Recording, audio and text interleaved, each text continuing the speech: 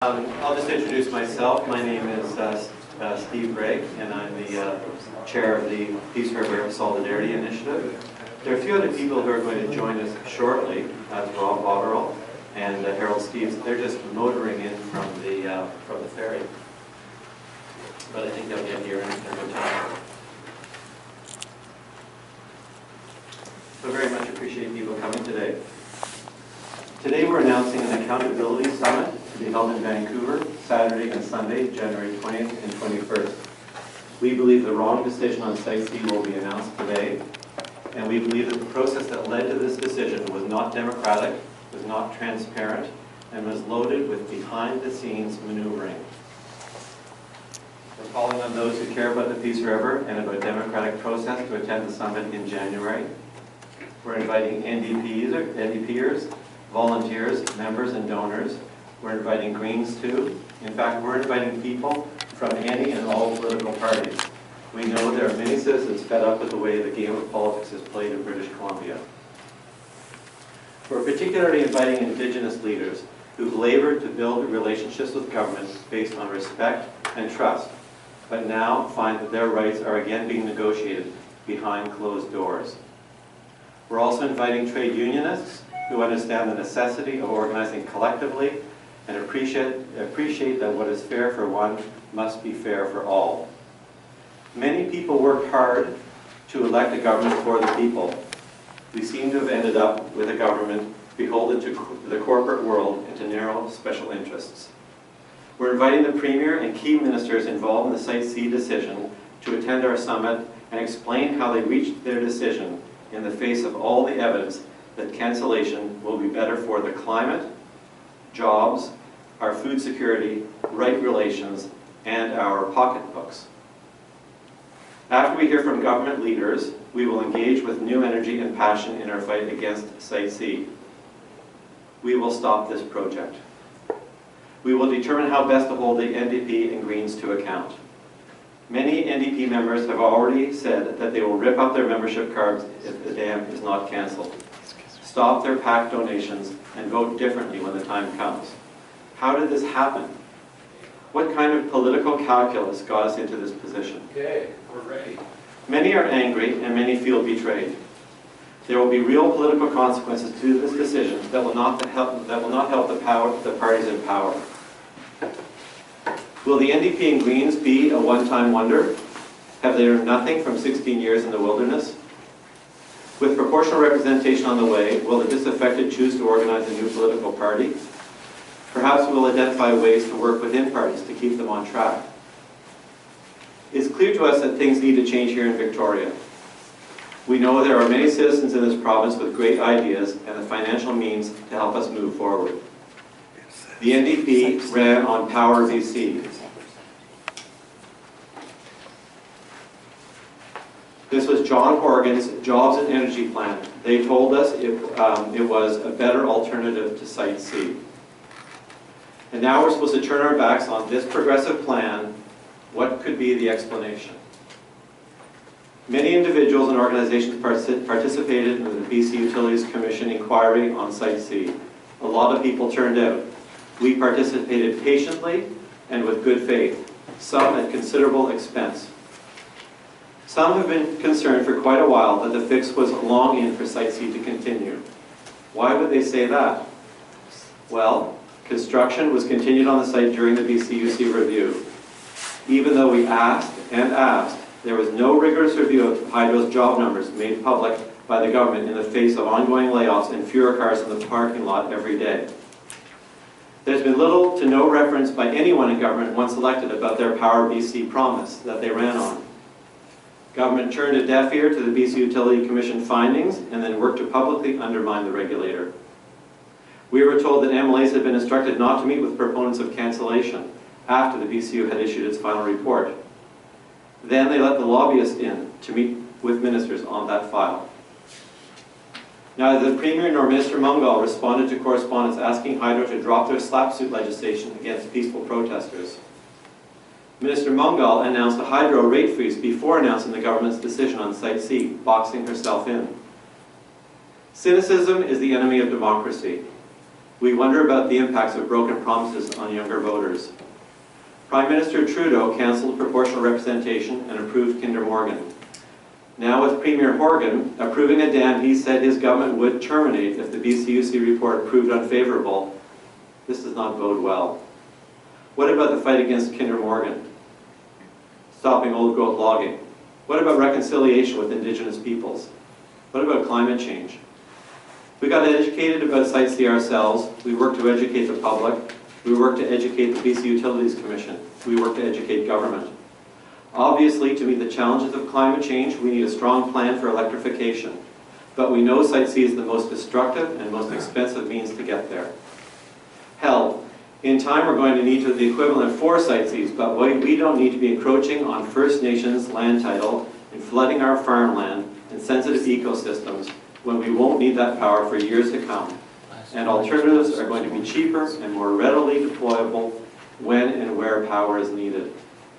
When things seem to be going awry with no government decision following the BCUC final report, we ask the public to write their MLAs with their concerns. When there was little response from government, we asked NDP volunteers, members, and donors to make their views known, along with trade unionists. In short order, with little organizing, we had hundreds of these folks sign on to stand with those in the Peace River, First Nations and farmers. That's when we noticed something else was happening. We began to receive copies of letters and realized hundreds, perhaps thousands, of NDP supporters were angry and worried about the Site C dam. As I said earlier, committing to leave the party and stop their fundraising and donations. Which brings us to today's announcement. We were asked what could be done if Site C was not terminated. The Accountability Summit will provide all of us the opportunity to decide our next actions. At this point, everything is on the table. We will not stop our fight against Site C, and we will fight for accountability. This is a grassroots organizing effort, and we mean to challenge business as usual in this province. We fought for better government for 16 years. We're kind of used to it. Be rest assured, the fight is not out of us yet. We'll see you all in January in Vancouver. Thank you. I'll just introduce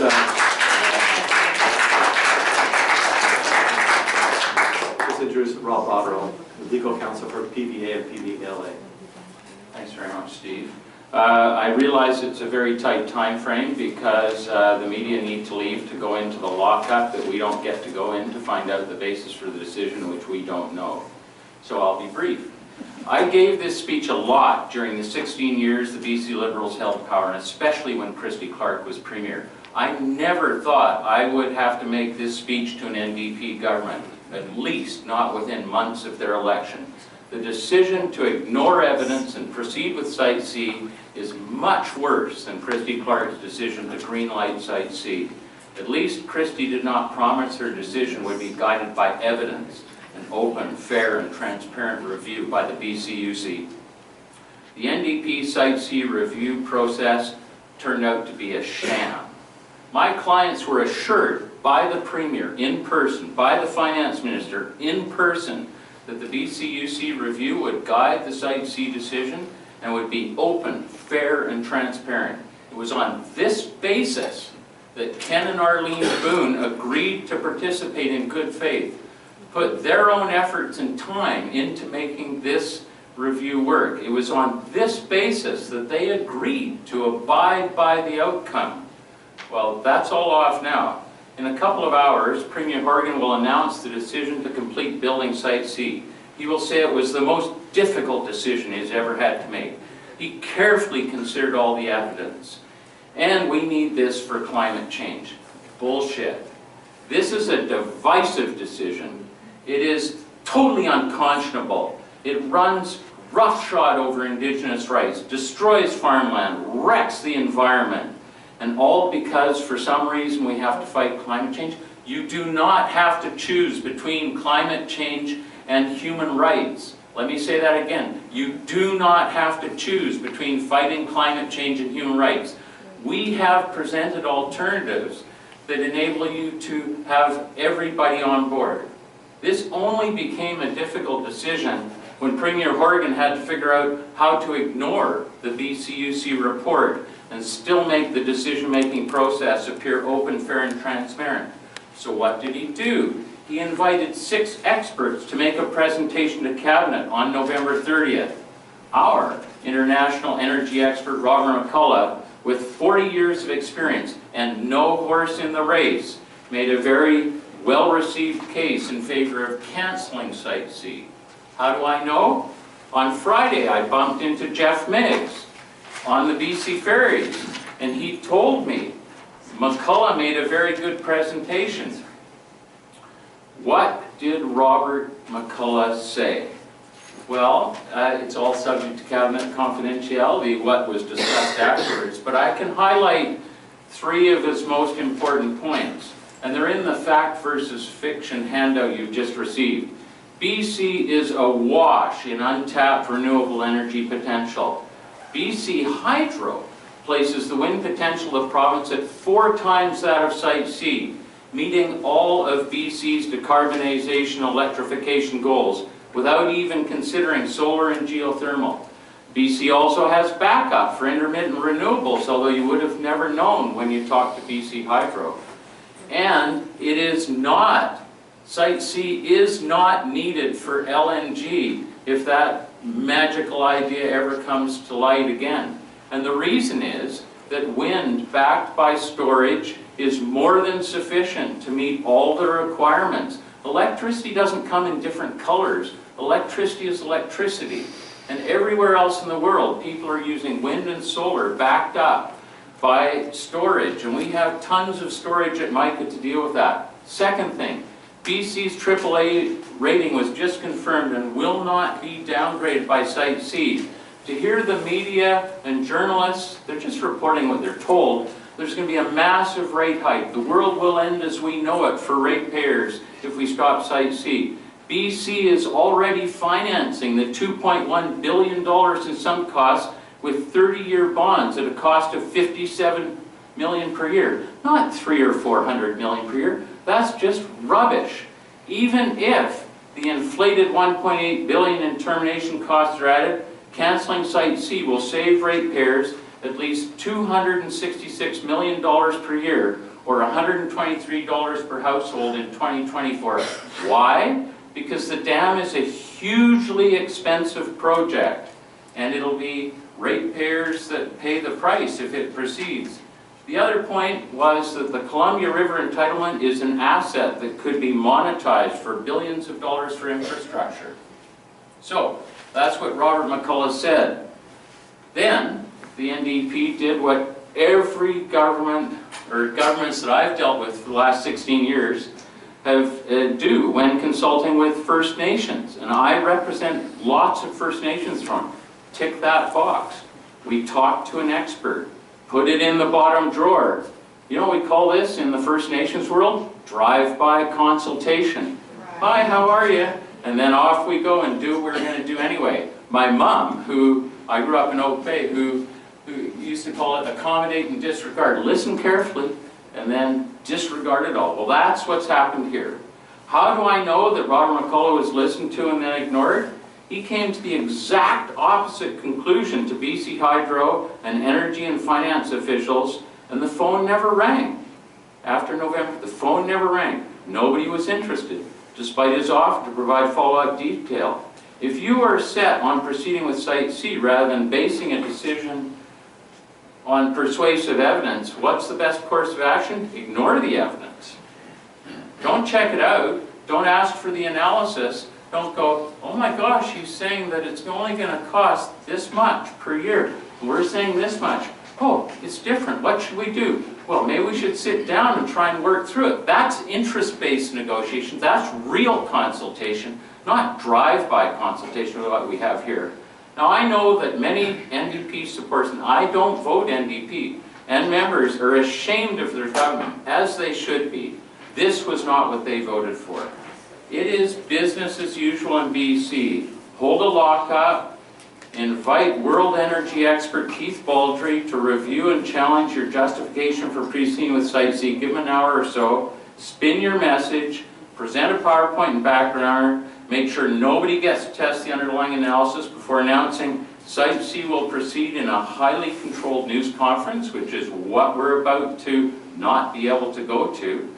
and then throw in a few zingers like, oh, this is needed for climate change. We'll do a climate trust fund. You can bet this will all be spun as the only solution for climate change, and everybody's going to be happy. And it was the toughest decision I ever made in my life, but we're doing the right thing by British Columbians. My clients who have lived this for the last 40 years do not accept a decision to complete building Site C on that basis. Period. Full stop. The era of decision-making in the back rooms is over. Doesn't matter whether it's NDP, Liberals, Greens, Rhino Party. Mark my words, this is the 21st century. My clients will never surrender the Peace Valley on the basis of such a flawed, politically motivated decision based on fake evidence.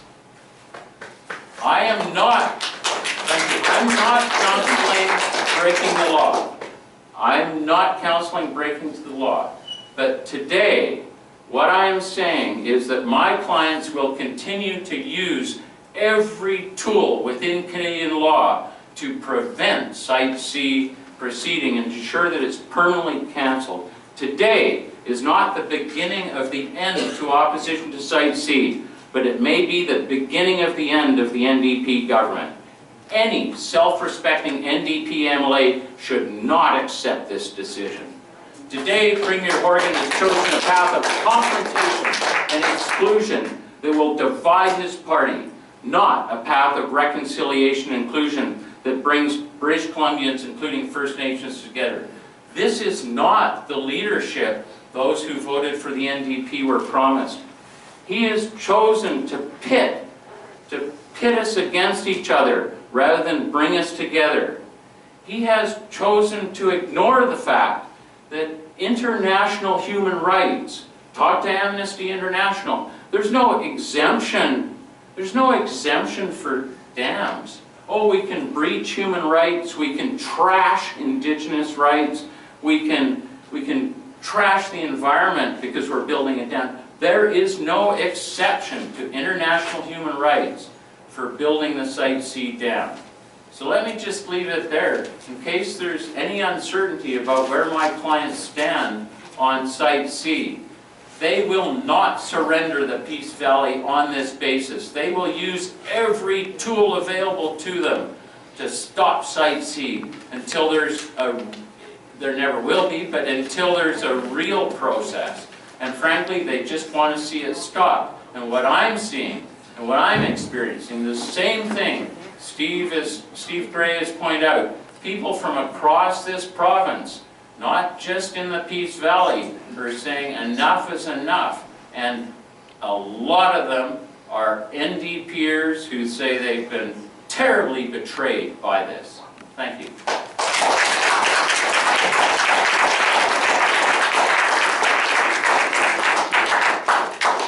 So I'll introduce Harold. He's a longtime member of the NDP and a councillor in Richmond who has a few words for us. Harold.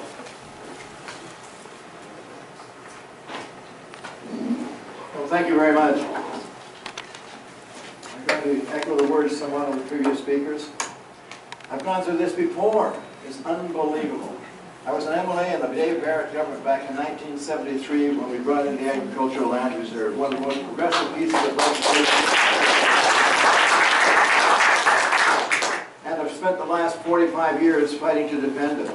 And what we're seeing now is our party taking the biggest chunk of agricultural land out of agriculture and flooding it. The worst in the history of British Columbia. The party that founded the ALR is out to destroy the ALR in the Peace River. We only have 1.1% of British Columbia that is arable enough to grow vegetables, and the biggest chunk of that in a single chunk is the 14,500 acres of Class 1 farmland that will be flooded in the Peace. You bet. I'm angry. My Twitter account on Friday, I had 45,000 impressions, thousands of people tweeting. I couldn't answer them all.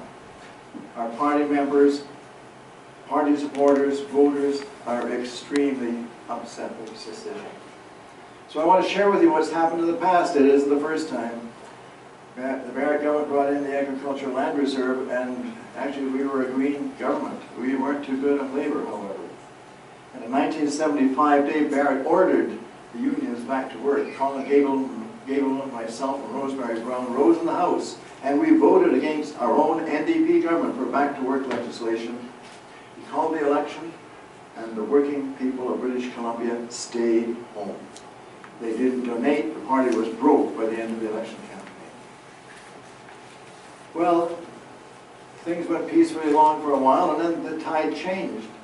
And in 1978, the unions became much stronger within the party, but on a different bend. And the IWA took over the Environment Committee, which I chaired, and they became the Environment Committee because we were opposed to clear-cut logging.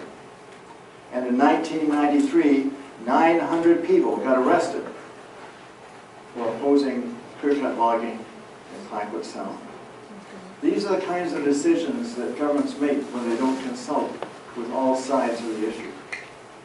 Well, I thought we'd got over that one, and then along came 6 Mile Ranch, and Glenn Clark took the biggest chunk of farmland out of the ALR that the NDP had ever done to that time, near Kamloops.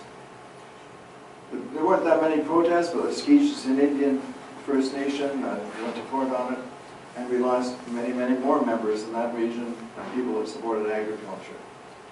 Guess what, folks? The loss of the members over Clayoquot Sound became the founding of the Green Party. Well, I thought things were getting better again, and I was really enthusiastic when we all went out to elect the present NDP government because of their plan for the environment. And what a shock it's been to see Site C shifted through the BCUC and stalled for so long that the prices went up and up and up till it was near the point of no return. In my opinion, the 1.8 billion is not the point of no return, and the costs of rehabilitation are grossly exaggerated. We've got a cattle ranch at Cache Creek, and we have actually surrounded by dead forests now. But what we do when we have to rehabilitate land in the Cache Creek area and throughout British Columbia is we simply plant crested wheatgrass. And all that land that has been disturbed will be lush pasture for livestock within a year. It doesn't take another $2 billion to rehabilitate it. But here we are, with Site C. The biggest exclusion of farmland ever, destroying a beautiful valley, destroying the environment, taking the last remnants of the lands of the First Nations of the region who've already lost 2/3 of the Peace River Valley with the 2 previous dams. And so what are we going to do about it? I don't know about you, but I know that the courts will be full from the First Nations people fighting it. They're not going to give up. And the people of the North aren't going to give up. Somewhere along the line, we've got to put an end to this kind of nonsense. The Site C dam is not clean and green. The greenhouse gases generated about 150,000 tons of CO2 a year. Half of that from the methane that comes from the rotting roots and the carbon that's been stored there under the ground for the last 10,000 years. The other half is the sequestering that won't happen because the trees have been cut down. This is one of the most biggest environmental disasters this province has seen. And what will it do to trying to create the green British Columbia? Effectively, they're putting this big chunk of power into the grid that will negate everything else that the rest of us are trying to do. And believe me, we are working hard night and day to bring green power to British Columbia. And I'm going to show you a few slides to show you why the people in the metropolitan area, in Greater Vancouver area, are opposed to Site C. It's not just because this is a major area that will grow food for the people as we run out of food around the planet. It is also because we are already changing the climate, changing the carbon dioxide that goes into the atmosphere, changing the amount of power we need with some of the things I'm going to show you just from my community in Richmond. Site C is not the future. We are the future. Enjoy. The Vancouver International Airport in 2003 put solar panels on the roof. It cost them $500,000 and they're saving $100,000 a year. It's solar panels for heating. We set up in 2012 an energy company. I am a director. The Blue Island District Energy. It's city owned by the city of Richmond. I'll just hold it there. I'll leave it this one for a minute. And the map that was there, can you bring the map back to us? The map shows the two areas where we are producing energy. We are taking energy from the ground to heat all the new housing developments in 2 quarter sections. 1 quarter section that's shown with the large yellow areas. These are all buildings including Walmart at the corner of Olive Ridge and Garden City Road. They are all heated from geothermal heat. We take the heat from the ground and we circulate it through the buildings with our district energy. The other one is the Olympic Oval, and part of it will be geothermal heat, and part of it will be heat from the sewer system. That's the first phase. And our staff have told us just doing these things will reduce the amount of electric power that we need from hydro by 11% by 2041. But our staff were looking for a big breakthrough. And this is the generating plant, by the way. When you go to a park in Richmond now, you are walking through our power generation unit. That is a park, that's a park trail. But here's the announcement for today. My staff just put this together for me on Friday. We are now introducing the first solar-powered single-family housing development in British Columbia. It's in my home community on Moncton Street in Steveston. 30 units will be powered by solar power and heated by geothermal district energy. This, my friends, is why we don't need the Site C dam.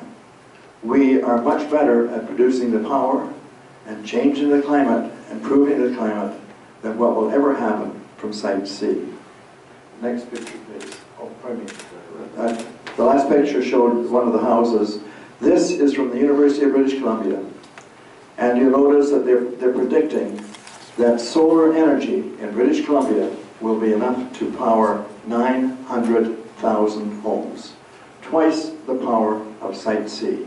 We are the future. Thank you very much.